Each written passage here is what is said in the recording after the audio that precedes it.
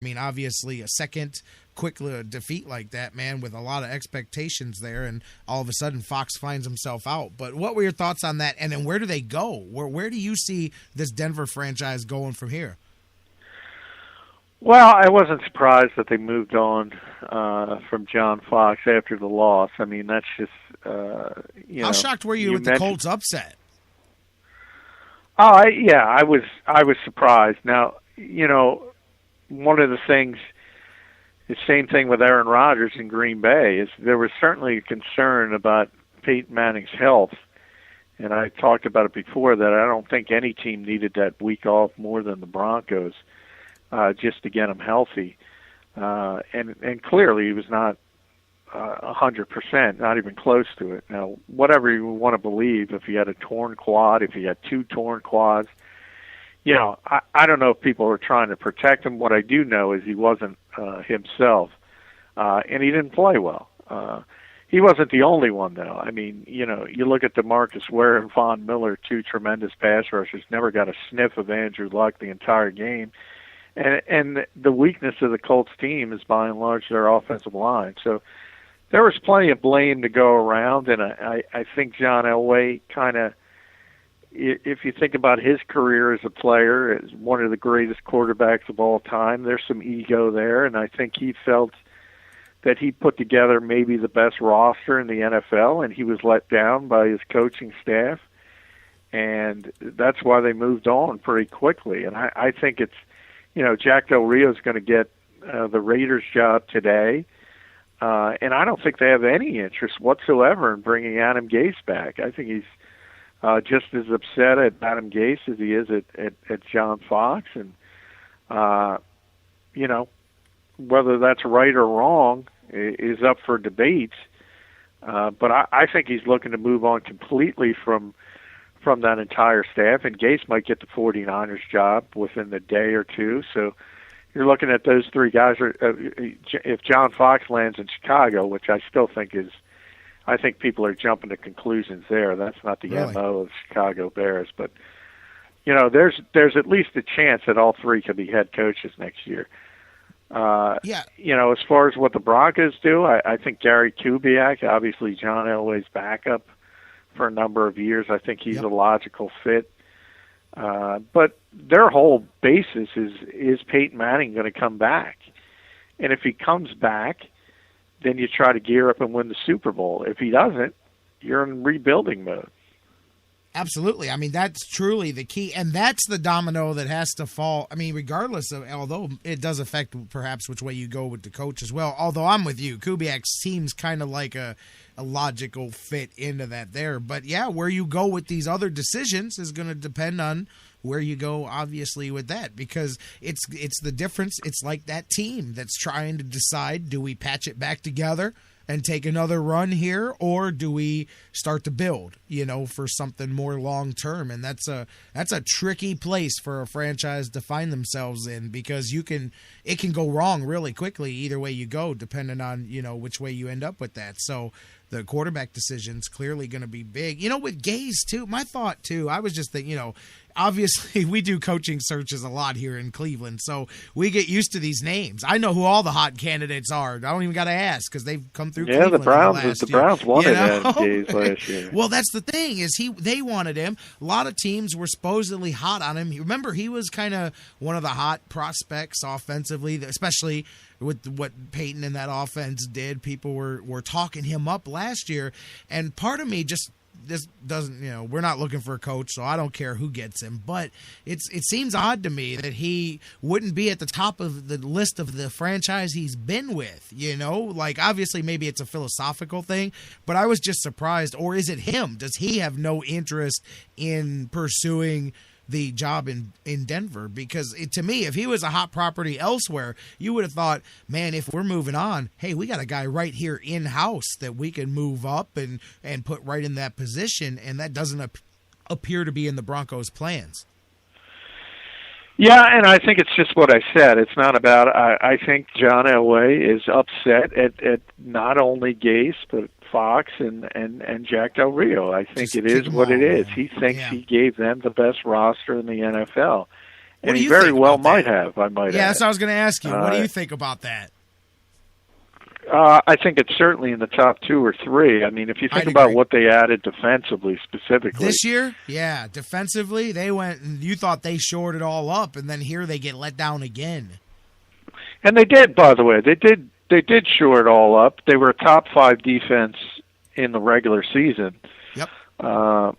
And if you think about where they were the year prior and you think about that Super Bowl, it was much improved on that side of the ball. And, offensively, obviously, you know how explosive they were. So I think, even though I think ego got the best of John Elway here, I think he has a legitimate complaint. I think they did underachieve when all is said and done. But that doesn't mean you blow everything up. There are extenuating circumstances, and the biggest one of all is the quarterback's not healthy. Yep. So Absolutely. It's difficult for anybody to win in that type of situation. I think he should have probably, taken a week or two and cooled down before making these decisions. But, he went in a different direction. Yeah, we'll see where the Broncos go. Of course, the Colts come out of that big win for not just Andrew Luck as a quarterback, but the Colts as a franchise. They're in the championship game. Last week, I looked right past them. I had Denver punch their ticket. I said it would be the least competitive of the games. It was the kiss of death. It was the only one that I was way off on. So it's easy to go, hey, New England, punch your ticket to the Super Bowl here. You've got Andrew Luck can be happy with what he's got, and he's still got to learn, a little bit more to grow. But, hey, nobody's going to tell that kid he can't win one. I'm just curious, what do you think are the odds that he has one more in him, or are the Patriots heading to the Super Bowl? Well, I think the Patriots are the favorite, and they should be. And, but Andrew Luck, we've talked about it for a number of weeks. If he gets hot on a particular day, he can beat anybody. That's just where he is. And it's going to be his league, I think, in 3 or 4 years. I think he's going to be far and away the best quarterback in this league. I think he's going to get multiple Super Bowl titles, and this is his first chance to get there. I expect the Patriots to win, but it wouldn't shock me at all if he was able to pull off an upset in Foxborough, because that's the type of talent he is. And the fact that offensive line, which, as I said, is the weakness of the team, is now gelling at the right time, only helps matters. Because if he gets time, he's very, very difficult to deal with. Yeah, I'm very interested. I don't want to write him off. I mean, as much as we just praised Belichick and the Patriots and all of that stuff, but man, I'll tell you.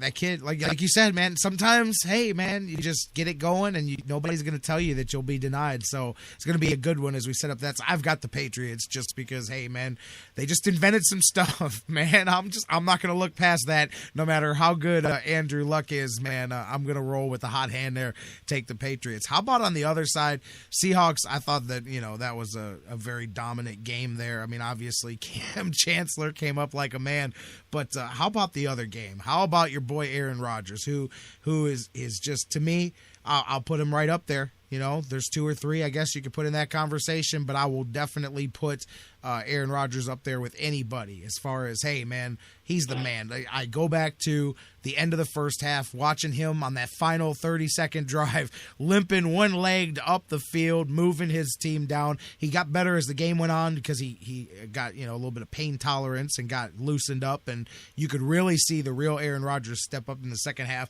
That was another great game, man. I mean, the catch with Des Bryant that wasn't a catch. What were your thoughts on that one? Well, I think it's a shame that, a great game got overshadowed by a stupid rule. Yep. And I think the officials got it right. It's the rule that's messed up, right? It is a catch, but it's not a catch in the NFL's world. Yep. So I think they got it right. But, I think they cheated the game. They cheated the fans of the game. That would have went down as one of the probably the 10 greatest plays in the history of football. That's how spectacular that was. And there was still 4 minutes left, so you could have had a great final stanza after that play even. That's I was about to say, I still think Green Bay wins the game because I think Rodgers takes them right down the field. But, we didn't get to see that. And, Nope. I think the NFL will address it after the season and finally change the rule, and I think that's a good thing. But, as a whole moving forward, as spectacular as Rodgers was, that's not going to work against Seattle. If he's the same immobile guy, if he doesn't have his at least functional, you don't expect him to be 100% with a torn calf, but if he doesn't have at least some of his mobility, it's just not going to work against Seattle. That's what I was saying. Huge step up from Dallas, and they're just going to tee off on the pass rush, and obviously they're the best secondary in the game, so those windows are going to get even tighter. And if anybody can hit them, it's obviously Aaron Rodgers. But the strength of his game is the fact that normally when he's 100% is the extending the plays when he gets out of the pocket is when he really kills you. So that alone, you take a little bit off when he's just throwing from the pocket to begin with. And, the Seahawks are just far above and beyond any other defense in this league. It's going to be so much more difficult against them. Yeah, you saw exactly what you said. Aaron Rodgers was fine. He was efficient. He didn't do anything wrong in the first half, but he was limited. He wasn't moving. As I said, it seemed like the combination of pain tolerance, the adrenaline, and getting warmed up, he obviously was a much more mobile version of himself. Still not the Aaron Rodgers, but he was able to slide around. He bought himself some time, looked much better in the second half. But I said, almost echoing what you just said, I said the other day, I said, if it takes him a whole half to get loose like that again, Green Bay doesn't have a chance because he's a sitting duck in the first half, and they'll be in a hole so big that it doesn't matter how good he feels in the second half. They won't be able to do that. He can't. I said, man, they better get him on the field 2 hours before the game and get him warming up early because he needs to be, however he was by the third quarter last week, that's where he needs to be at kickoff here for them to have any chance. And I still don't think. And it's hard to bet against Aaron Rodgers, but it is when they're going against Seattle in Seattle. I got the Seahawks taking this one, man. Yeah, I mean, so do I. At 100%, I think Seattle wins the game. Absolutely, just because Seattle is they're the best team in football, and there's not a tougher place to play in football than CenturyLink Field. So the 25-2 there since Russell Wilson has been the quarterback. That's pretty imposing. I know. Oh yeah. And you know what? We're talking about franchise. And by the way, Russell Wilson, these are the two best quarterbacks extending plays when healthy. Yes. Rodgers is the best, Wilson's the second best. And obviously Rodgers isn't healthy, so you take that part out of the equation. But, the one real big Achilles heel of that Green Bay defense is their inability to stop the run. And not only do you have to deal with Marshawn Lynch, you got to deal with Russell Wilson, who almost ran for 900 yards. So I could see, if you think back a couple of years ago to that Colin Kaepernick game when he torched the Packers with the all-time record for rushing yards by a quarterback, you could see a similar situation. I don't think he's going to, be up in the 160s or 170s or anything like that, but I could see him rushing for 90, 100 yards, and you tack that on to what Lynch is going to do. It's just a bad matchup, and you saw it in kickoff weekend. It's just a bad matchup for Green Bay. Oh, I agree with you. Absolutely. And I was going to say at the beginning there, you hit it before I could. Russell Wilson, we're talking about Luck. We're talking about Manning. We're talking about Rodgers and all these different quarterbacks, Brady. But, yeah, we finally touched on absolutely right there with them, one of the best in the game, Russell Wilson, too.